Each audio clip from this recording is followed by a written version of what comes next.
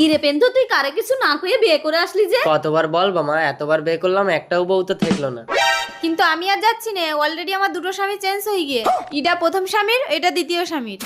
তালি তো ভালো হয়েছে পেন্তু, তোরে আর বাল বাচ্চা নিতে হবে না। এটা একটা ছেলে একটা মেয়ে। তবু একটা নিজের না হলি। তুই চুপ কর পেন্তু, পরের বউটারে যদি নিজের করে নিতে পারিস তাহলে পরে ছাবালটাকে কেন নিজের করতে পারবি না? ঠিক আছে মা, সুবড়ি তুমি ঘরে থাও, আমি কোম্পানিতে মাইনেটা তুলে নিয়েছি। ঠাম্মি টাকা দেবা, খাবার কিনে খাবো। একদম এলোবেলি খরচা করা চলবে না দিদি ভাই। চুপ কর টিমটিমি, কাঁদিস নে। তোর নতুন বাবা মাইনে তুলে নিয়েছি, আমার হাতে টাকা দিলি, তোরা খাবার কেনার টাকা দেবো নে। আর এই দেখ, আমি অনলাইনে দুটো শাড়ি, সাবান, ফেস ওয়াশ সব অর্ডার করে দিছি। কেরা পেন্তু মাইনা তুল নিয়ে এসে আমার হাতে দেবে? না, আমার স্বামী আমার হাতে দেবে। আমার হাতে দেবে? আমারে না আমারে। না আমারে। হ্যালো, হ্যাঁ বলতেছি আপনার অর্ডার রয়েছে, কনে নিয়ে আসবো?